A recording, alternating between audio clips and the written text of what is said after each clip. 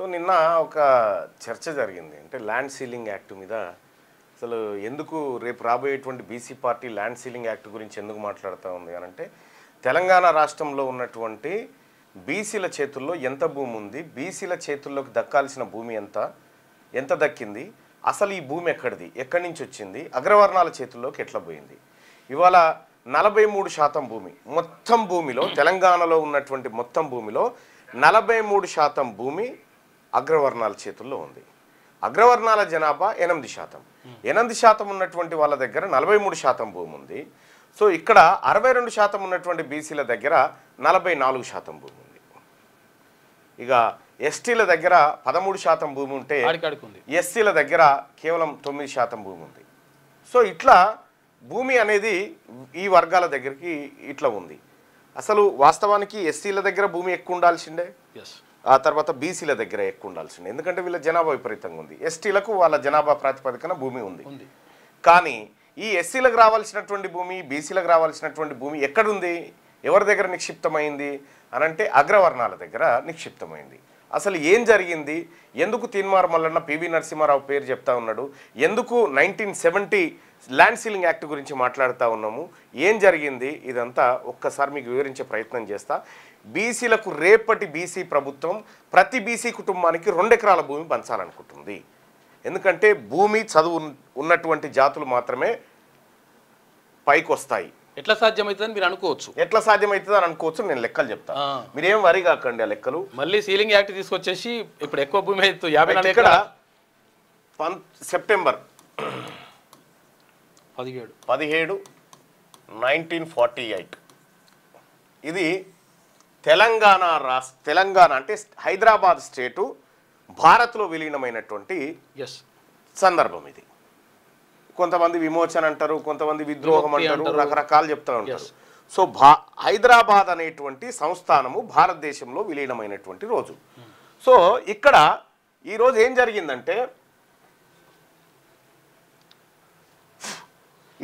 జరిగిందంటే, నిజాం నవాబు operation polo September 13 మొదలు పెడితే 4 రోజులల్లా నిజాం లొంగిపోయినటువంటి పరిస్థితి.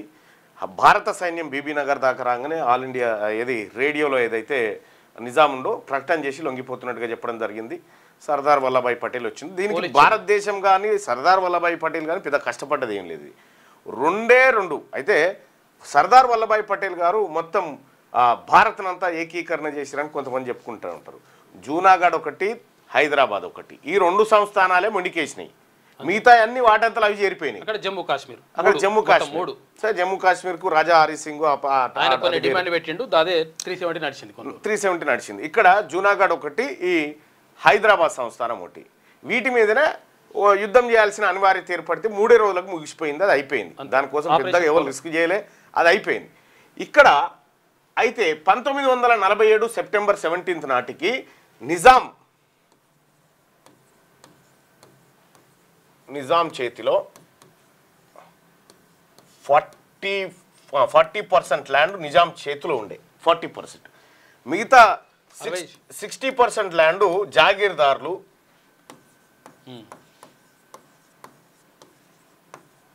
భూస్వాముల చేతిలో ఉండే. వీళ్ళ చేతిలో ఇంత భూమి ఉండే. అయితే భారత్లో విలీనమైన తర్వాత అబాలిషన్ యాక్ట్ అని తీసుకొచ్చినాం, 1951 అనుకుంటా. అబాలిషన్ యాక్ట్ అంటే జాగీర్దార్ వ్యవస్థ, భూస్వామి వ్యవస్థ కంప్లీట్గా రద్దు చేయబడి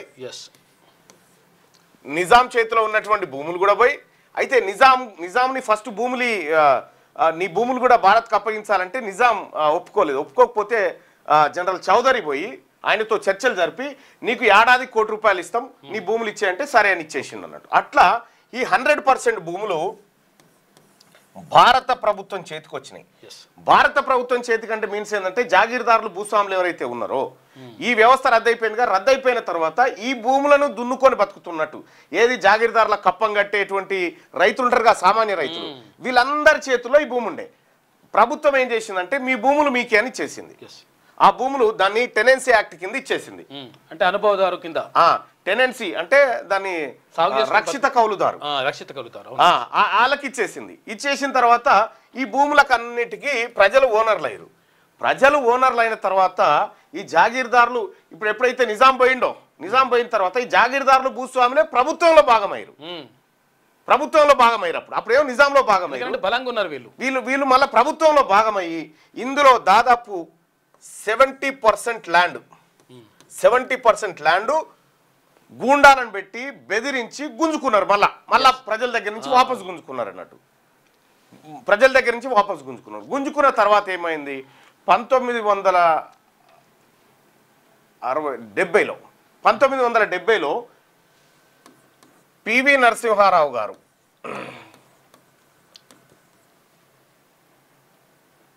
ముఖ్యమంత్రిగా అయ్యిండు.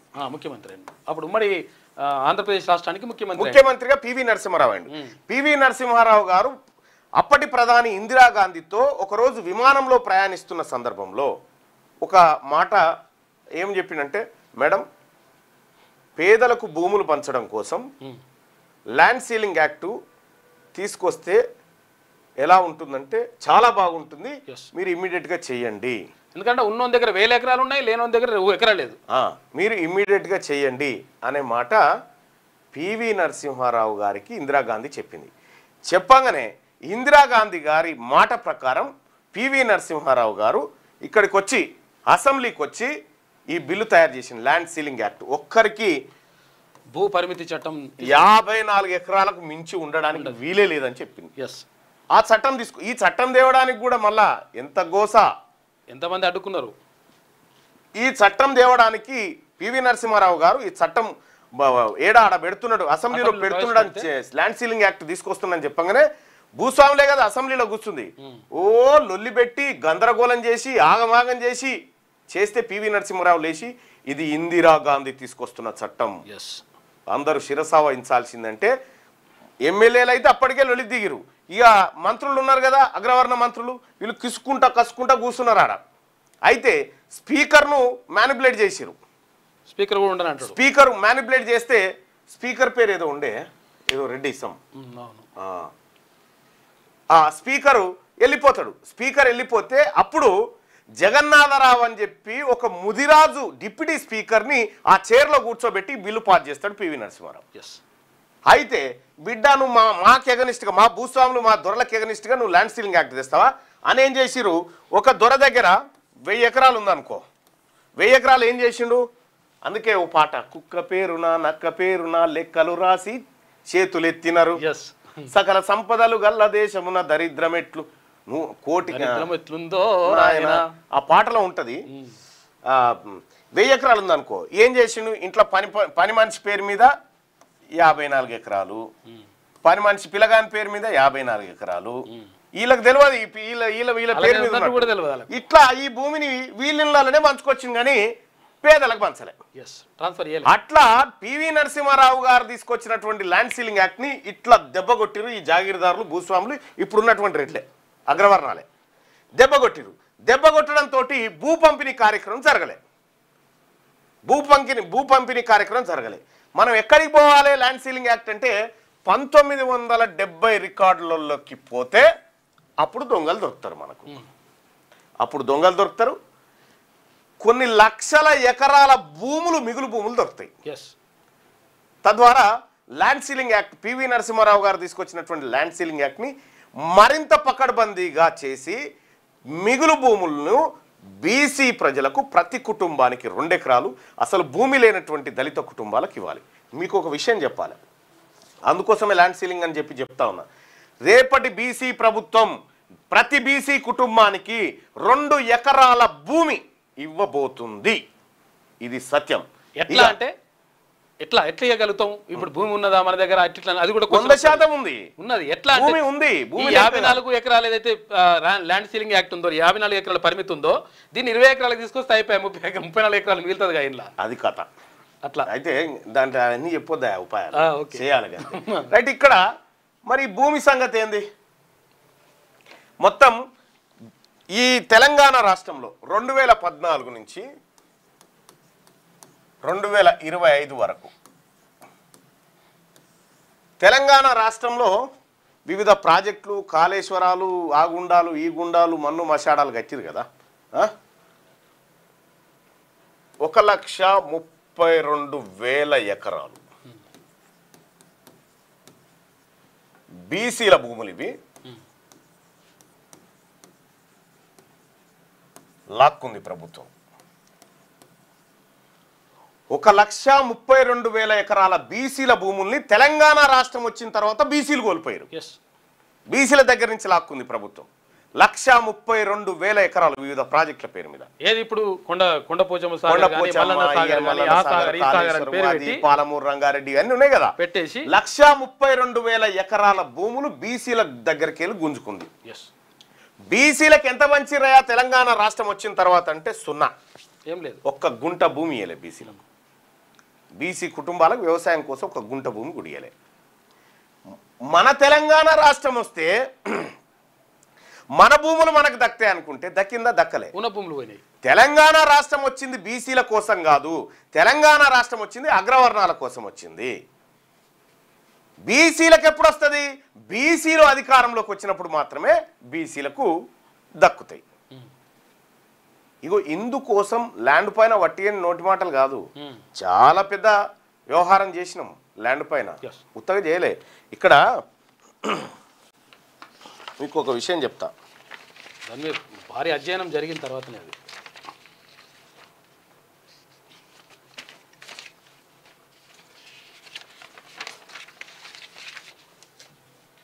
తెలంగాణ రాష్ట్రంలో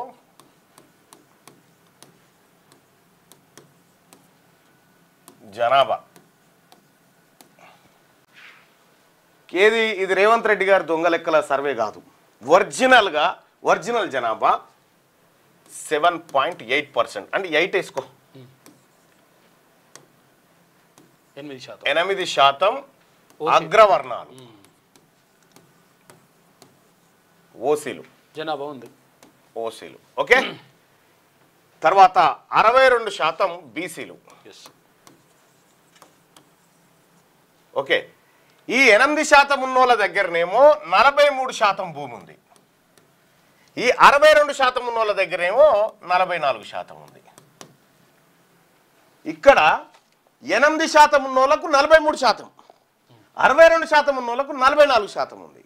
ఇగో ఈ వ్యత్యాసం ఉల్టాగా ఎవరి వాటా. రాహుల్ గాంధీ గారి జితనే ఇస్సేదారి ఉత్తినే భాగేదారి అనేటువంటి మాట ఉంది కదా, దాని ప్రకారం ఏం జరగాలంటే వీళ్ళకు భూమి 35% భూమి ఎక్కువ కొట్టుకోయారు, 30% ఎక్కువ ఉంది కదా వీళ్ళ దగ్గర, వీళ్ళకి 8% దక్కాలి. ఆ తర్వాత బీసీలకు 62% దక్కాలి, ఎస్సీలకు 19% దక్కాలి, 19% దక్కాలి. ఇట్లా భూ పంపిణీ జరగాలి. ఇది రాహుల్ గాంధీ గారి ఇస్సేదారి భాగేదారి మాట. ఇంకో ఇది జరగాలన్నట్టు. ఇక మొన్న జరిగినటువంటి రైతు భరోసా ఉంది కదా, రైతు భరోసా ఓన్లీ ఓసీల చేతుల్లోనే 67 లక్షల ఎకరాల భూమి ఉంది. చూసుకో ఇక ఓసీల చేతుల్లో, తెలంగాణ రాష్ట్రంలో అగ్రవర్ణాల చేతుల్లో 67 లక్షల భూమి ఉంది. తెలంగాణ రాష్ట్రంలో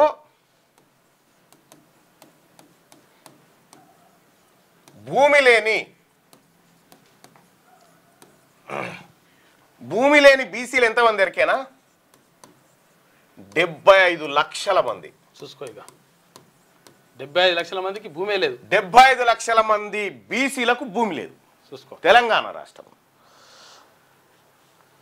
ఇక ఇది కాకుండా మొన్న మరి 44% భూమి అంటే 67 లక్షల ఎకరాల భూమికి మొన్న రైతు భరోసా తీసుకురు వాళ్ళు, 67 లక్షల ఎకరాలకి. మరి బీసీలకు ఓసీలకు 8% ఉన్న ఓసీలకు 28,800 కోట్లు దక్కినాయి. 44% ఏది బీసీలకు 62% ఉన్న బీసీలకు అదే 2,900 కోట్లు దక్కినాయి. పంపిణీ, డబ్బుల పంపిణీ కూడా ఎటుపోతుందో చూడండి. అందుకోసమే వీటన్నిటికీ పరిష్కారం ఒక్కటే, బీసీలకు రాజ్యాధికారం అనేది మాకు స్పష్టత ఉంది. అందుకోసమే సెప్టెంబర్ 17 రోజు హోటల్ తాజ్ కృష్ణాలో ఈ పార్టీ లాంచ్ కాకపోతే పార్టీ నిర్మాణం, పార్టీ ప్రకటన, పార్టీ వ్యవహారం అంతా ఆ రోజు జరగబోతుంది. సో అందుకోసమే ఇందులో ప్రధానంగా ల్యాండు, ఆ తర్వాత ఎడ్యుకేషన్ సిస్టమ్. మీకు ఒకసారి చెప్తా, ఇంకా గమ్మతి వాట ఎడ్యుకేషన్ గురించి మాట్లాడుకుంటే,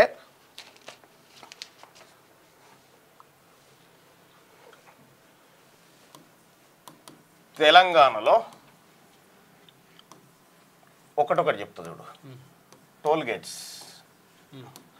తెలంగాణ చుట్టూ ఎన్ని టోల్ గేట్లు ఉన్నాయో తెలుసా? తెలంగాణలో 28 టోల్ గేట్స్.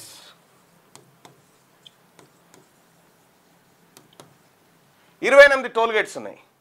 ఈ 28 టోల్ గేట్స్లో బీసీల ఎన్ని, ఓసీల ఎన్ని చెప్పురి. అంటే రోడ్లు కాంట్రాక్ట్ గుత్తబట్టి ఆడ అది వసూలు చేసేది పెడతారు కదా, ఆ వసూలు చేసేటువంటి 28 ఉన్నాయి. ఈ 28లలో బీసీల ఎన్ని, ఓసీల ఎన్ని ఏమైనా ఎక్స్పెక్ట్ చేయగలుగుతారా?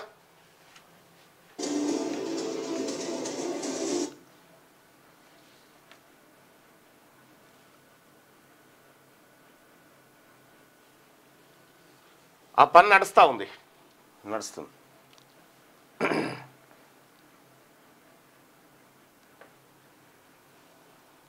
ఎన్ని ఉన్నాయి తెలుసా?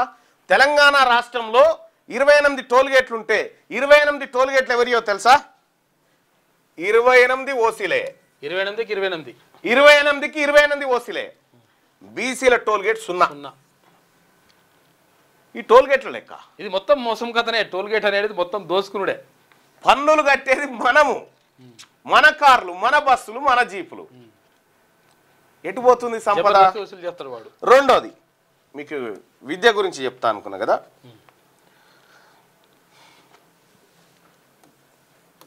తెలంగాణలో విద్యా సంస్థలు, ప్రైవేటు ఓకే, విద్యా వ్యాపారం. తెలంగాణలో ప్రైవేటు విద్యా వ్యాపారం, కార్పొరేట్ విద్యా వ్యాపారం. ఈ కాలేజీలు ఉన్నాయి కదా, మల్లారెడ్డి, అనురాగు, పల్లారెడ్డి, ఆ రెడ్డి, ఈ రెడ్డి అన్నీ ఉన్నాయి కదా. ఇవన్నీ కలిపి ఏడాదికి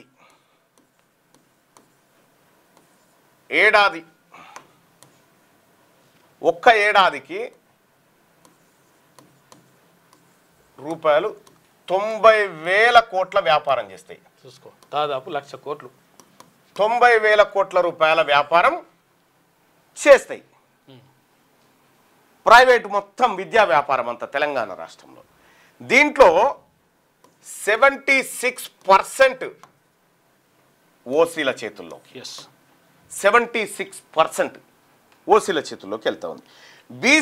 బీసీల చేతుల్లో విద్యా వ్యాపారం ఎంత ఉంది తెలుసా? 12% ఉంది. మిగతాది ఎస్సీ ఎస్టీల చేతుల్లో ఉంది, 12% ఉంది. ఇక్కడ సంపద ఎటు పోతా ఉంది? రైట్. ఇక వైద్యం తీసుకుందాం. వైద్యం, హాస్పిటల్. ఇగో ఈ బతుకులు మారాలి, ఈ దోపిడి మారాలి, ఈ విద్యా దోపిడి మారి ప్రజలందరికీ ఉచిత నాణ్యమైన విద్య అందడం కోసం బీసీ పార్టీ అవసరం. ప్రజలందరికీ. ఇక్కడ వైద్యం తెలంగాణలో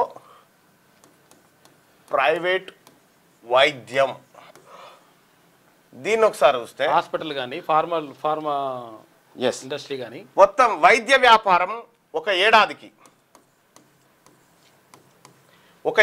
వైద్య వ్యాపారం 35,000 కోట్లు. చూసుకో, ఒక ఏడాదికి వైద్య వ్యాపారం తెలంగాణలో 35,000 కోట్లు. ఇందులో ఓసీల చేతుల్లో 26,000 కోట్ల వ్యాపారం ఉంది. 26,000 కోట్ల వ్యాపారం వీళ్ళ చేతుల్లోనే ఉంది. అందుకే ఈ ప్రజల రక్తం దాగుతున్నటువంటి కార్పొరేట్ ఆసుపత్రులు పోయి ప్రజలందరికీ నాణ్యమైనటువంటి వైద్యం ఫ్రీగా అందించేందుకు బీసీ ప్రభుత్వం ఏర్పడాలి. ఈ ఒక్క 2 రంగాలలోనే 1,00,000 కోట్ల రూపాయల దోపిడీ జరుగుతూ ఉంది. 1,25,000 కోట్ల రూపాయలు జరుగుతుంది కథ. ఎస్. ఇక్కడ ఇంకా అనేకమైనటువంటి ఈ అన్ని అంశాల ఆధారంగా ఎందుకు బీసీ పార్టీ అవసరం, ఎందుకు ఈ తెలంగాణలో ప్రజలు బీసీలు అధికారాన్ని కోరుకుంటున్నారంటే 1,00,000 సమాధానాలు ఉన్నాయి మా దగ్గర. 1,00,000 కారణాలు. ఇందుకోసం ఈ కార్యక్రమాన్ని తీసుకుంటా ఉన్నాం సోదరులారా. September 17 hotel Taj Krishna. ఎక్కడైతే బీసీ మలిదశ ఉద్యమం పురుడు పోసుకుందో అదే వేదిక మీద నుంచి ఈ బీసీ రాజకీయ సమరబేరి ముగించబోతా ఉన్నాం. రైట్గా మిగతా వార్తల విషయానికి వద్దాం.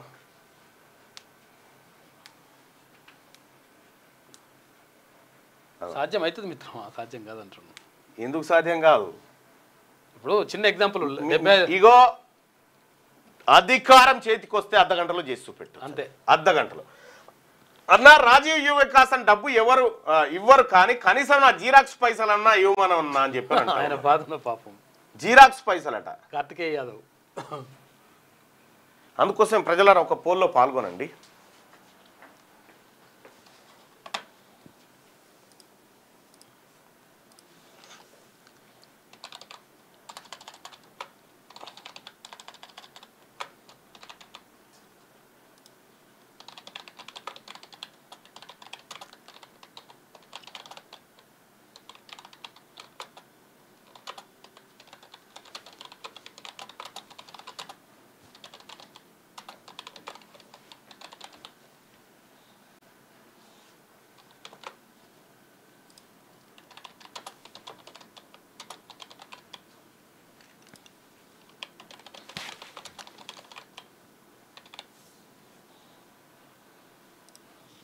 మీ అభిప్రాయాన్ని చెప్పండి.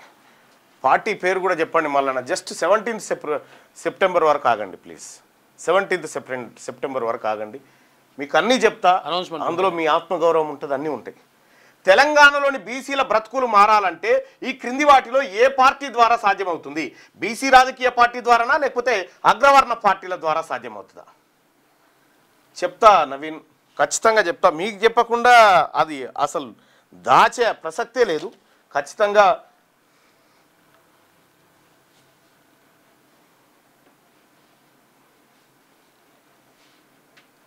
మేము రావచ్చా అన్న తాజకృష్ణ కంటున్నాం. రండి, ఆల్ ఆర్ వెల్కమ్. ఈ బీసీల పార్టీ అంటే బిగ్ క్లాస్ ప్రజల పార్టీ ఇది. తెలంగాణలోని బీసీల బ్రతుకులు మారాలంటే ఈ కింది వాటిలో ఏ పార్టీ ద్వారా సాధ్యమవుతుంది? ఇవాళ కాంగ్రెస్ పార్టీ కామారెడ్డి డిక్లరేషన్ విజయోత్సవ సభ చేస్తా అంటే నిన్న మార్కులు వేసినాం కదా, 0. ఇచ్చిన 26 హామీల్లో ఏ ఒక్క హామీని కూడా నెరవేర్చలే కాంగ్రెస్ పార్టీ. దేని గురించి చేస్తారో అర్థం కాలే. కొట్టుకోవడం తప్పితే బీసీ ప్రభుత్వంలో బీసీ యువత, బీసీ ప్రజలు నిజంగా 100% విముక్తులవుతారు. ఆర్థిక విముక్తులవుతారు, అన్ని రకాలుగా రాజకీయంగా విముక్తులవుతారు, అన్ని రకాలుగా విముక్తులవుతారు. మల్లన్న నీ పేరు నవీన అంటే మా అమ్మ నాన్న పెట్టిన పేరు నవీన్ కుమార్. ఖచ్చితంగా విజయం ఉన్నది అన్న. 3 పిల్లల నిబంధన గురించి మాట్లాడన్న అంటూ నేనే మాట్లాడింది అసెంబ్లీలో సభలో మాట్లాడుతుంటే ఆ బీఆర్ఎస్ వాళ్ళు లొలిపెట్టే కదా, కనీసం 3 పిల్లల నిబంధన ఎత్తేయండి అని చెప్తా ఉంటే అన్ని మండలాల్లో కమిటీలు వేయాలన్నా పక్కా వేస్తూ ఉన్నాం. కమిటీలు ఈ రాబోయేటువంటి బీసీల పార్టీ ఏదైతే ఉందో, బీసీ ప్రొఫెసర్లు, బీసీ డాక్టర్లు, బీసీ అడ్వకేట్లు, బీసీ విద్యార్థులు, బీసీ మహిళలు, బీసీలో ఉన్నటువంటి సమస్త కులాలు, అలాగే తెలంగాణ రాష్ట్రంలో ఇక్కడ ప్రజల అభివృద్ధిని కాంక్షించినటువంటి జనజీవనం కలిసినటువంటి మావోయిస్టు పార్టీ మాజీ నాయకులు అందరితో ప్రజా సమూహంతో ఏర్పడబోతున్నటువంటిది ఇది.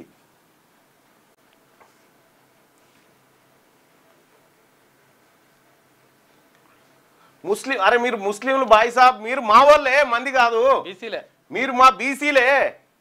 మా దాంట్లో 10% ఉన్నారు. మీరు మా వాళ్ళు, మా బిడ్డలు మీరు.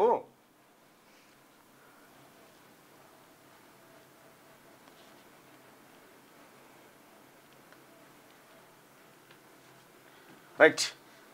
తెలంగాణలో బీసీల బ్రతుకులు మారాలంటే ఈ క్రింది వాటిలో ఏ పార్టీ ద్వారా సాధ్యమవుతుందంటే బీసీ రాజకీయ పార్టీ ద్వారానే బీసీల బతుకులు మారుతాయని 192% మంది లైవ్ చూస్తున్నటువంటి వాళ్ళు అభిప్రాయాన్ని వ్యక్తం చేస్తారు. థ్యాంక్ యూ, ధన్యవాదాలు. 192% మంది. ఇప్పుడు వాళ్ళ జనసంఖ్య ఏందో ఇక్కడ తెలిసింది మీకు, వాళ్ళ జనాభా ఏందో ఇక్కడ ఈ సర్వేలో తెలిసిపోయింది.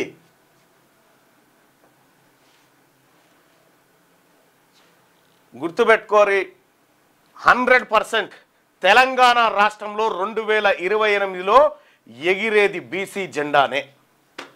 రైట్గా న్యూస్లోకి వెళ్దాం. ఈనాడు దినపత్రికలో ఉన్నటువంటి వార్తలను ఒకసారి చూద్దాం. ప్రభుత్వ భూమి ప్రభుత్వానికే ఇచ్చి భూదాన భూములు ఇవే. 250 ఎకరాల భూదాన భూముల్లో అక్రమాలు నిజమే. ఇన్ని 100 ఎకరాల భూములు అక్రమాలకు గురైతుంటే ఒక్క దెబ్బకు గుంజుకరావచ్చు కదా ఇవి. తెలిసినవి ఎన్ని ఉన్నాయి అనుకుంటున్నావు? అన్యాక్రాంతమైన భూములు ఓన్లీ హెచ్ఎండిఏ పరిధిలోనే అగ్రవర్ణాలు అక్రమంగా కబ్జా పెట్టిన భూముల విలువ 2,08,456 కోట్లు. గంత విలువైన భూమి అది. 75 లక్షల మందికి లేవు బీసీ. ప్రభుత్వ భూమి ప్రభుత్వానికే ఇచ్చి 250 ఎకరాల భూదాన భూముల్లో అక్రమాలు నిజమే. యజ్ఞ బోర్డుకు పరిహారం చెల్లించాల్సి ఉందన్న అధికారులు, సీఎం ఆదేశాలతో పూర్తయిన విచారణ. రంగారెడ్డి జిల్లా యాచారం మండలం తాటిపర్తిలో భూదాన భూముల వ్యవహారంలో అక్రమాలు నిజమేనని విచారణ అధికారులు తేల్చారు. ప్రభుత్వానికి చెందిన భూదాన భూములపై హక్కులు వదులుకోవడమే కాక అధికారులు అప్పనంగా ప్రజాధనాన్ని ఇతరులకు పంచిపెట్టారని నివేదించారు. 2018లో హైదరాబాద్ గ్రీన్ ఫార్మాసిటీ కోసం భూసేకరణ చేపట్టగా భూదాన భూములకు సంబంధించిన వ్యవహారాన్ని భూదాన్ యజ్ఞ బోర్డు పేరుపైన డిపాజిట్ చేయాల్సి ఉండగా చేయలేదని నివేదికలో పేర్కొన్నారు. దీంతో కొందరు ప్రభుత్వ భూమిని తిరిగి ప్రభుత్వానికి అప్పగించి డబ్బులు కాజేసినట్టు తేలింది. ప్రభుత్వ భూమినే ప్రభుత్వానికి అప్పగించి డబ్బులు కాజేసినట్టు. 2016 నుంచి 2022 వరకు జరిగిన ఈ వ్యవహారంలో పై స్థాయి నుంచి మండల స్థాయి వరకు రెవెన్యూ అధికారులు కళ్ళు మూసుకున్నట్టుగా స్పష్టమవుతుంది. గత నెల 25న ఈనాడు ప్రధాన సంచికలో భూములు బుక్కి పరిహారం మెక్కి శీర్షికన ఈ భూముల్లో చోటు చేసుకున్న అక్రమాలపై కథనం ప్రచురితమైంది. దీంతో ఈ వ్యవహారంపై సమగ్ర విచారణ నిర్వహించి వాస్తవాలను తమ దృష్టికి తీసుకురావాలంటూ 26న ముఖ్యమంత్రి రేవంత్ రెడ్డి రెవెన్యూ శాఖ ముఖ్య కార్యదర్శి లోకేష్ కుమార్ను ఆదేశించిన విషయం తెలిసిందే. ఈ మేరకు ఇబ్రాహీంపట్నం ఆర్డీఓతో రంగారెడ్డి కలెక్టర్ నారాయణ రెడ్డి విచారణ చేయించి నివేదికను ప్రభుత్వానికి అందజేసినట్టు తెలిసింది. నివేదికలోని కీలక అంశాలు: తాటిపర్తి సర్వే నెంబర్ 104లో 516.24 ఎకరాల భూమి ఉంది. దీనిలో 250 ఎకరాలను 1955 ఏప్రిల్ 19న దాతలు భూదాన యజ్ఞ బోర్డుకి ఇచ్చారు. ఈ 55ను కూడా 1955ను గుర్తుపెట్టుకోరు. నేను మళ్ళీ ఇప్పుడు టాపిక్ చెప్పినప్పుడు చెప్తాను. వినోబాబు వచ్చినప్పుడు ఇక చర్యలే తర్వాయి. తాటిపర్తి భూదాన భూముల్లో చోటు చేసుకున్న అక్రమం వాస్తవమేనని తేలిన నేపథ్యంలో ప్రభుత్వం ఎటువంటి చర్యలు చేపడుతుంది అనేది ఆసక్తిగా మారింది. 2013లో భూదాన యజ్ఞ బోర్డు యాచారం తహసీల్దార్కు ఈ భూములకు సంబంధించి ఉత్తరం కూడా రాసింది. అనంతర కాలంలో ఇబ్రాహీంపట్నం ఆర్డీఓ యాచారం తహసీల్దార్కు మధ్య ఉత్తర ప్రత్యుత్తరాలు కూడా జరిగినట్టు సమాచారం. అయినప్పటికీ బోర్డుకు చెందాల్సిన హక్కుల విషయంలో ఏకపక్షంగా ఈ భూముల్లో కొందరికి హక్కులు ఉన్నాయని రెవెన్యూ అధికారులు పరిహారం చెల్లించడం, తిరిగి పునరావాసం కింద ఖరీదైన ప్లాట్లను కట్టబెట్టేందుకు కూడా లబ్ధిదారుల జాబితాలు రూపొందించడం అనేక అనుమానాలకు తావిస్తోంది. ఈ వ్యవహారంలో పెద్ద ఎత్తున డబ్బులు చేతులు మారినట్టు ఆరోపణలున్నాయి. విచారణ పూర్తయిన ఈ నేపథ్యంలో తదుపరి చర్యలు చేపడు. సార్ ఇది చేపడదు కానీ ఫోన్ ట్యాపింగ్ కేసు ఉన్నదా, పోయిందా, అయిపోయిందా? అది చెప్పలేదండి. ఒక్క సర్వే నెంబర్లోనే 250 ఎకరాల భూమి ప్రభుత్వాన్ని చూసుకో. ట్రంప్ లక్ష్యం అమెరికాకు మార్కెట్ సృష్టే. అక్కడి వ్యవసాయ ఉత్పత్తులను సుంకాలు లేకుండా భారత్లో డంప్ చేయాలని చూస్తున్నారు. అందుకోసం బ్లాక్ మెయిల్కు దిగుతున్నారు. తలొగ్గితే ఇక్కడి వ్యవసాయ రంగం తీవ్ర సంక్షోభంలోకి. అమెరికా సుంకాలతో చాలా రంగాలపై తీవ్ర ప్రభావం. ఈనాడు ఇంటర్వ్యూలో ప్రొఫెసర్ డి నరసింహారెడ్డి చెప్తున్నాడు. రైట్గా అదట్లుంటే ఆసియా కప్ హాకీ విజేత భారత్ పురుషుల హాకీ జట్టు ఆసియా కప్ను చేజిక్కించుకుంది. ఆదివారం జరిగిన ఫైనల్లో 4-1తో దక్షిణ కొరియాపై నెగ్గింది. ఈ టైటిల్తో అమృత్ప్రీత్ సేన 2026 ప్రపంచ కప్కు నేరుగా అర్హత సాధించింది. భారత్కు ఇది 4వ ఆసియా కప్. చివరగా 2017లో ఈ టోర్నీలో విజేతగా నిలిచిందట భారత హాకీ టీం. ఇక గోదావరి రాత్రి గిరకపోసలు వేసిర్రా? ఏది చంద్రగ్రహణం సంపూర్ణ చంద్రగ్రహణం సందర్భంగా చూసిరా? ఎవరన్నా చంద్రగ్రహణాన్ని ఇంట్లో దాచుకురా? చూసి ఉంటారు. అట్లేం చూడొచ్చు. దీనికి ఏం చూసినా కానీ ఏం కాదని చెప్పిండ్రు కదా, అట్లా చూస్తారు. సూర్యగ్రహణం చూడద్దు అంటారు. 100% ఇది సామాన్యుల పార్టీ రాబోతుంది. ఎస్సీ ఎస్టీలు కూడా ఇందులో భాగం అవుతారు. వాళ్ళు అనుబంధ సోదరులు బీసీలకు. గోదావరి భాగ్యం. హైదరాబాద్ తాగునీటికి మూసీ పునరుజ్జీవానికి 20 టీఎంసీలు 7,360 కోట్ల వ్యయం 2 ఏళ్లలో పూర్తి. నేడు శంకుస్థాపన చేయనున్న సీఎం రేవంత్ రెడ్డి. ఈ మూసీ ప్రాజెక్ట్ ఏదైతే ఉందో మీరు ఇలా రాసి పెట్టుకోరు, నేను చెప్తా ఉన్నా. ఇది 2వ కాళేశ్వరం ప్రాజెక్ట్ అవుతుంది. మీరు చూడండి, హైదరాబాద్ మహానగర దాహార్తిని తీర్చేందుకు మరో కీలక అడుగు పడనుంది. 2030 సంవత్సరం నాటికి నగర తాగునీటి అవసరాలను తీర్చడానికి వీలుగా మల్లన్న సాగర్ నుంచి 20 టీఎంసీలను తీసుకొచ్చేందుకు ప్రతిపాదించిన గోదావరి ఫేజ్ 2, ఫేజ్ 3 ప్రాజెక్టు పనులకు ముఖ్యమంత్రి రేవంత్ రెడ్డి సోమవారం శంకుస్థాపన చేయనున్నారు. 7,360 కోట్ల వ్యయం చేయనున్న ఈ ప్రాజెక్టును 2 ఏళ్లలో పూర్తి చేయడమే లక్ష్యంగా పెట్టుకున్నారు. మొత్తం 20 టీఎంసీలో 17.50 టీఎంసీలను తాగునీటి కోసం ఉపయోగించనుండగా మిగతా నీటిని మూసీ పునరుజ్జీవానికి వినియోగిస్తారు. ఈ ప్రాజెక్టును హైబ్రిడ్ ఎమ్యూనిటీ విధానంలో చేపట్టబోతా ఉన్నట్టు ఆల్రెడీ దీని మీద 4,000 కోట్ల అప్పు తెచ్చిరు ఆల్రెడీ. ఇప్పుడు ఈ ప్రాజెక్టును ఎన్ని వేల కోట్లకు తీసుకుపోతారో మీరు చూడండి. పెరుగుతుంది అంచనా వేయాలి. అభివృద్ధి పనులకు నిధులు ఇవ్వండి.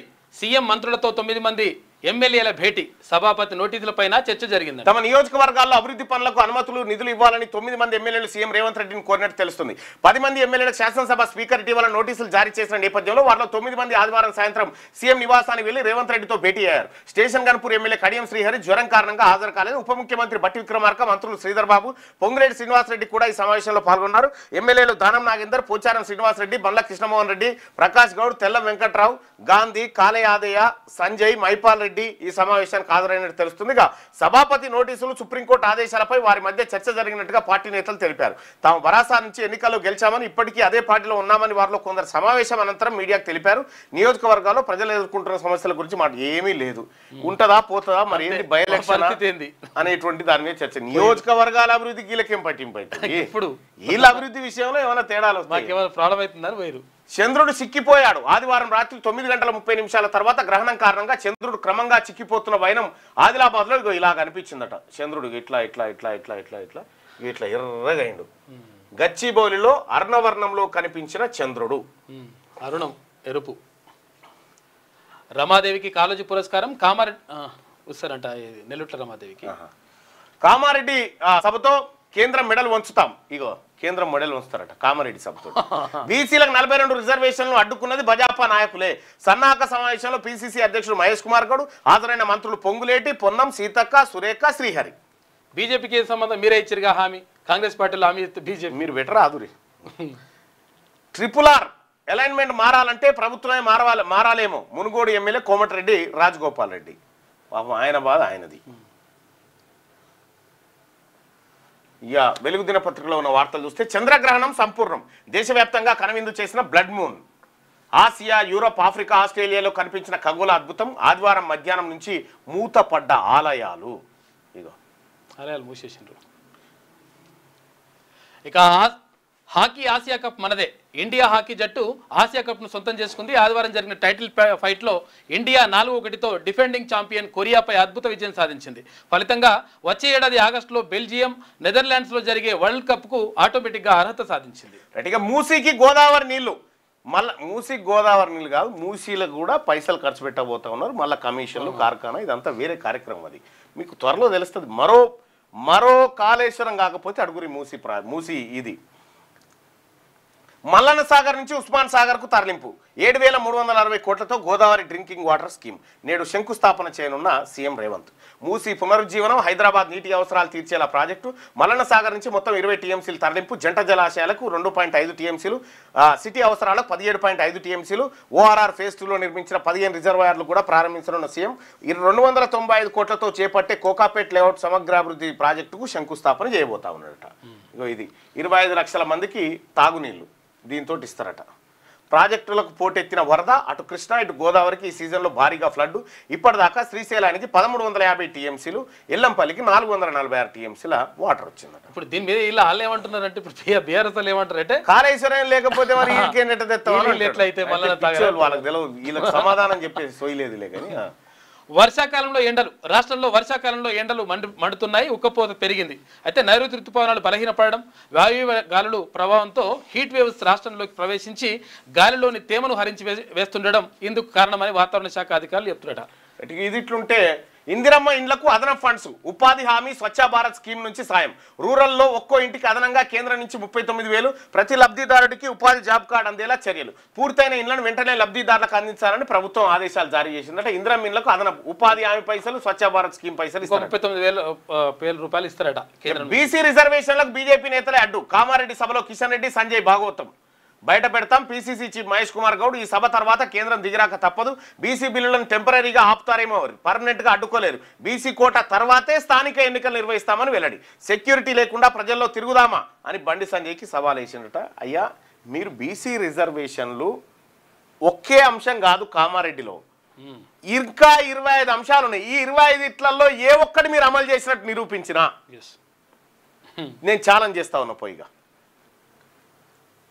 అట్లా ఆ తర్వాత కోట తర్వాతనే అంటారు ఆ పని చేయరు ఫస్ట్ తోటి ఏడైతే డైలాగులన్నీ.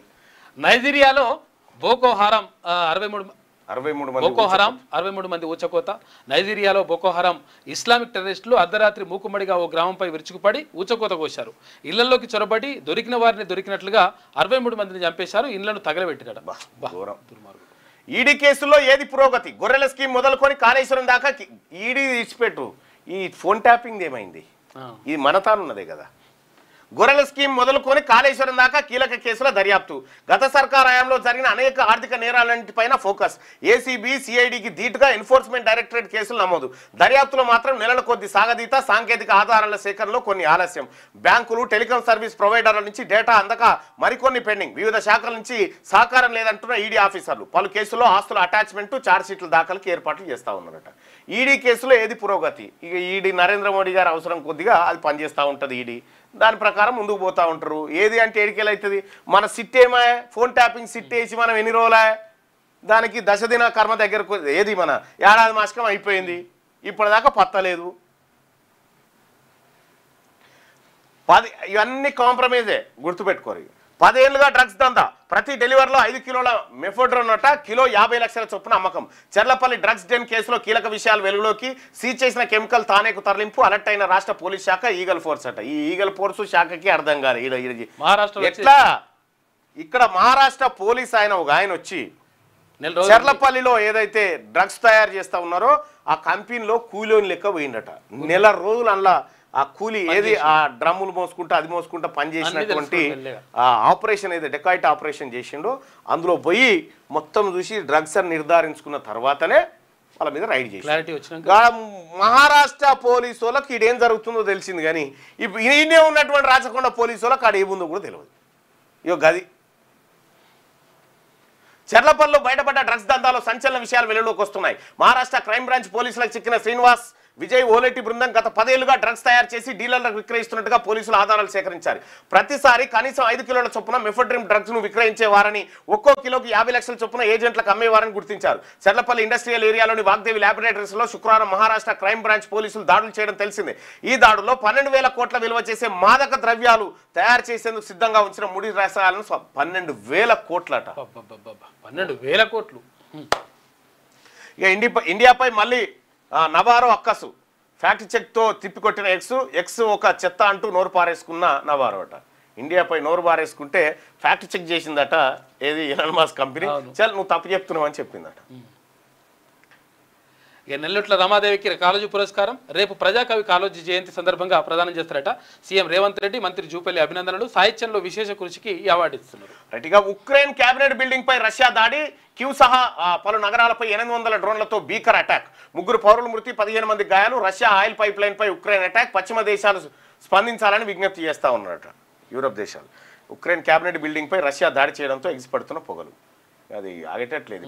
ఇక ట్రీట్మెంట్ కోసం వచ్చిన యువతిపై లైంగిక దాడి. కరీంనగర్ దీపికా హాస్పిటల్లో ఘటన. ఎమర్జెన్సీ వార్డులో యువతికి మత్తుమందు ఇచ్చి అఘాయిత్యం. ఈ దీపికా హాస్పిటల్ ఎవరిదై ఉంటుంది? పక్క బీసీలదై ఉంటుంది. నువ్వు చూడు. ఒకవేళ గిడ నమ్రతాను ఉందిగా డాక్టర్, ఓ హాస్పిటల్లో పనిచేసేటువంటి ఓ హాస్పిటల్ ఓనర్ అని రాశారు. ఎందుకంటే అప్పర్ క్యాస్ట్ వాళ్ళది కదా. ఇది వెలుగు దినపత్రికలో ఉన్నటువంటి వార్తా కథనాలు. ఇక మిగతా వార్తలు ఆంధ్రజ్యోతి చూసుకుంటే ఎర్రని